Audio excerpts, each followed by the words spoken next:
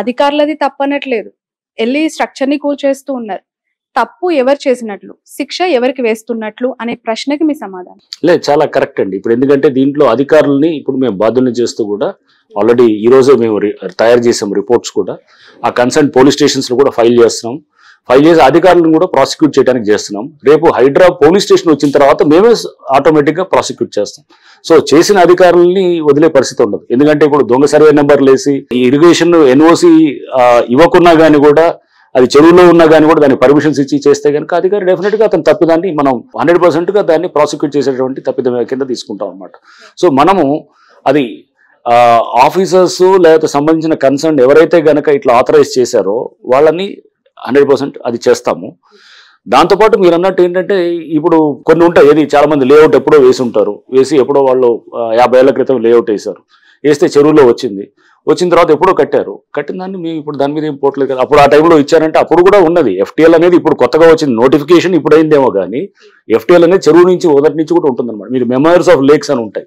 Memories of లేక్స్కి వెళ్తే కనుక మీకు ఉస్మాన్ సాగర్ 1920లో పెట్టినప్పుడు మోక్షగుండ విశ్వేశ్వరయ్య గారు హైదరాబాద్ ఫ్లడ్ మేనేజ్మెంట్ కోసము, డ్రింకింగ్ వాటర్ పర్పస్ కోసం 1920లో కట్టినటువంటిది అది.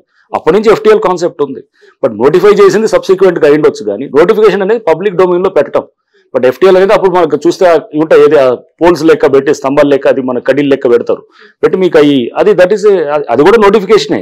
ఆ చుట్టుపక్కల అందరికీ తెలుసు ఇది ఎక్కడ FTL ఎక్కడ ఉంటుంది, ఎక్కడ దాకా రావచ్చు, ఎక్కడ దాకా కట్టవచ్చు అనేది కూడా. బట్ ఇది పబ్లిక్ డొమైన్ లో పెట్టేదాన్ని నోటిఫికేషన్ ఉంటుంది. పాత వాటిల్కి లేఅవుట్స్ ఇచ్చారు, వాటిల మీద పోవాలనేది అలా కాదు. మనం దీన్ని చాలా క్లియర్ గా సెగ్రిగేట్ చేస్తాం. సెగ్రిగేట్ చేసినప్పుడు ఎవరైతే గనక ఇప్పుడు మీరు చూసారు, మేము చేసిన అన్ని కూడా మీరు ఒకసారి చూస్తే అర్థమవుతుంది. ఏం చేసాం, అప్కమింగ్ స్ట్రక్చర్స్ ని డిమాలిష్ చేసాం. ఏది చందానగర్ లో కానీ, లేకపోతే నిజాంపేటలో కానీ, లేకపోతే గనక చింతల చెరువులో గనక మీరు చూస్తే గనక చిన్న చిన్న షెడ్స్ లాగా వేసి వెనకాల బ్యాక్గ్రౌండ్ లో ఒక లీడర్ ఉండి అతను వీళ్ళని ముందు పెట్టి చేసిన దాన్ని డిమాలిష్ చేసాం FTL లో వచ్చిన వాటిని.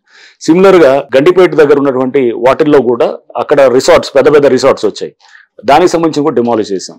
బొమ్మూరుకు దావులలో కూడా అప్కమింగ్ స్ట్రక్చర్స్ ఏదైతే కనుక కడుతున్నారో పక్కన కట్టినవి ఆల్రెడీ ఎప్పుడు ఉన్నాయి 3-4, దాన్ని డిమాలిష్ చేయలేదు, కడుతున్న దాన్ని డిమాలిష్ చేసాం. సో మీకు చూస్తే అట్లానే ఎన్ కన్వెన్షన్ ని డిమాలిష్ చేయడానికి కూడా ఎందుకు కారణం, అదే ఆ కన్వెన్షన్ దానికి పర్మిషన్స్ లేవు. పర్మిషన్స్ లేకుండా FTL లో ఉంది. సో FTL లో ఉందా లేదా ఇదంతా అనేది డిస్కషన్ పేపర్స్ మీద ఉండొచ్చేమో కానీ అక్కడికి వెళ్ళి చూస్తే ఎవరికైనా కానీ ఒక నేకెడ్ ఐకి మనకు అర్థమైపోతుంటది. ఆ నీళ్ళలో వచ్చి అలలు వచ్చి అక్కడ గోడకి ఏది రిటెన్షన్ వాళ్ళకి తగులుతున్నప్పుడు అది చెవుల్లో ఉందా లేదా అనేటువంటి గుడ్డని చెప్పగలుగుతాడు అనమాట. 2 సార్లు ఎక్స్ వేదికగా ఒక అంగుళం గజం స్థలం కూడా నేను కబ్జా చేయలేదు, లేదంటే ఎంక్రోజ్ అవ్వలేదు, పక్కాగా పట్టా ల్యాండ్ తీసుకుని నేను అక్కడ కన్స్ట్రక్షన్ చేశానని చెప్పి నాగార్జున చెప్తున్నారు. మోరోవర్ స్టే కూడా రాలేదని మీరు అన్నారు, వచ్చిందని అక్కడ నుంచి వస్తుంది. ఏం జరిగింది అసలు నోటీసులు ఇచ్చారా ఫస్ట్ ఆఫ్ ఆల్ మీరు ఎన్ కన్వెన్షన్ కి? పట్టా ల్యాండ్ అనేది ఫస్ట్ ఒక దానికి మనం క్లియర్గా ఉండాలి. పట్టా ల్యాండ్ అనేది మీరు చూస్తే గనక శిఖం పట్టాస్ అంటారు.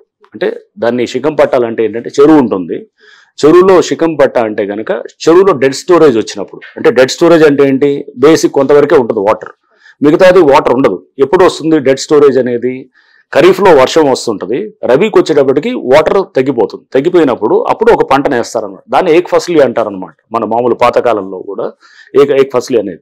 సో అంటే శిఖం పట్టాలో వ్యవసాయం చేసుకోవడానికి ఇచ్చినటువంటిదే, అంటే అగ్రికల్చర్ పర్పస్ కి అక్కడ ఆ భూమి ఉంటుంది. సో పట్టాలంటే ఇప్పుడు మీకు ఉండొచ్చు ఒక చెరువులో, సపోజ్ మీకు ఒక చెరువు దగ్గర ఏదో చెరువు దగ్గర మీకు పట్టా ఉంది, మీరు పట్టాన్ని నాకు అమ్మవచ్చు, నేను కొనుక్కుంటాను, నాకు రిజిస్టర్ అవుతుంది.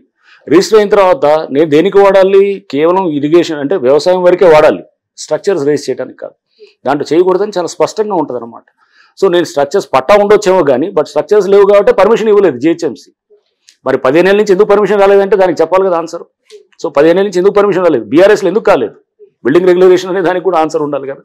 సో అది పట్టా ఉండొచ్చేమో కానీ but it is not meant for raising structures. పెళ్లిళ్ళు ఈ రోజు ఒకటి రేపు ఒకటి ఉన్నాయి, ఆ పెళ్లిళ్ళు చేసుకోవాల్సిన వాళ్ళు వచ్చి అక్కడ చాలా గోల చేశారు అనేది నిజంగానే. ఆ ఇంటీరియర్స్ కావచ్చు, ఏసీస్, లైట్స్, అక్కడ ఉన్న కొన్ని గూడ్స్ లైక్ సోఫా సెట్స్ అవన్నీ కూడా వాళ్ళకి ఆ ఓనర్ అనే వరకు అథారిటీ ఉంటుంది, కొనుక్కొని అందులో పెట్టుకుంటారు. నోటీస్ ఇవ్వటం వల్ల ముందస్తుగా అవి వాళ్ళు క్లియర్ చేసే అవకాశం ఉండేది కదా.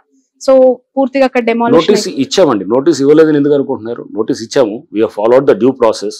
వాళ్ళ ఆ డ్యూ ప్రాసెస్ మేమంతా ఫాలో అవుతూనే వాళ్ళకి మధ్యాహ్నం కల్లా స్టే తెచ్చుకోగలిగారు. సో మీరు ప్రాసెస్ ఫాలో అవుతూనే చేస్తాం. కొంతమంది ఒకళ్ళిద్దరికి ఇబ్బంది అయి ఉండొచ్చు, వాళ్ళకి మ్యారేజెస్ ఇబ్బంది అయిందంటే కనుక మీకు బెంథమ్స్ థియరీ ఆఫ్ యూటిలిటేరియన్ ప్రిన్సిపల్ అని ఒకటి ఉంటుంది. బెంథమ్స్ యూటిలిటేరియన్ ప్రిన్సిపల్ ఏంటంటే maximum good for maximum people అనమాట. అంటే ఎక్కువ మందికి మంచి చేసేది అది కావాలన్నమాట. ఒకళ్ళిద్దరు నష్టపోతారని చెప్పేసి 99% మంచి చేసేదాన్ని ఆపరనమాట. సో ఒకళ్ళిద్దరు అనే దానికి డెఫినెట్గా వాళ్ళకి దానివల్ల నష్టం అయి ఉండొచ్చేవో కానీ నేను కాదనలేను. వాళ్ళ మ్యారేజ్ పెట్టుకునే దానికి డిస్టర్బ్ అయి ఉండొచ్చు. బట్ దానివల్ల ఓవరాల్గా మీకు సమాజం మీద వచ్చినటువంటి ఇంపాక్ట్ని కూడా మనం చూడాలన్నమాట. Sun, celebrating 20 years of excellence in education. Come join us.